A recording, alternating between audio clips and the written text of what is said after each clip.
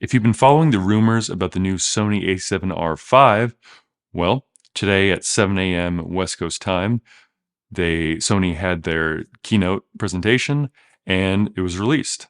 And all the specs that were leaked or rumored were absolutely true. So we have the oversampled 8K 30 frames per second. I would have liked 60 frames per second 8K like the Z9 and the R5C, but the R5C has an active fan and the Z9 has a much larger body to dissipate heat. So no surprises there. Second, the AI autofocus. So now the camera has a dedicated chip on it just to handle autofocus.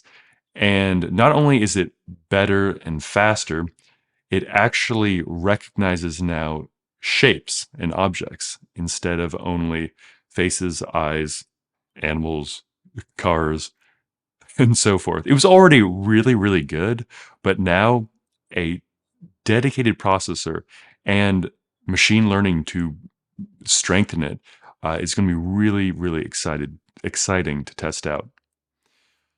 And then third is the awesome looking hybrid flippy screen. So usually you either have a screen that tilts up like this Nikon Z6, so you can hold the camera down like this and look at it as if you're looking at a waist viewfinder, waist level viewfinder from an old Hasselblad, or if you just want to get a really low shot. And the second type are the flip around screens, the sort of selfie screens that are really handy for a situation like this, where you want the autofocus and you want to see if you're in the correct frame without having a second monitor like I have right now. It's annoying if you have the HDMI cable and so forth. So instead of having either or, Sony has now this cool hybrid one where it both flips up and then sort of flips down and allows you to flip it out and see yourself. So that should be the best of both worlds. And I'm really excited to test that out as well. So as soon as my rental house gets them in stock, they're going on pre-order tomorrow at, I believe it was 10 a.m. Eastern time on B&H. So as soon as that goes on pre-order and then it gets to the rental houses, I am going to rent one and see how much I like it, because I rented the A7R Mark IV for a couple of photo shoots and I absolutely loved it.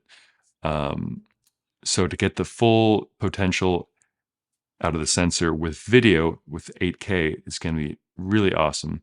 And the 61 megapixel sensor that we've had in the previous body, the Mark IV body, has been absolutely fantastic to use for larger prints. I print at 17 by 22 inches at 300 DPI, and it allows you to have full resolution even after you have a significant crop into your image, which I do quite a lot of my photos. So yeah, all in all, very excited to rent this camera when it comes out.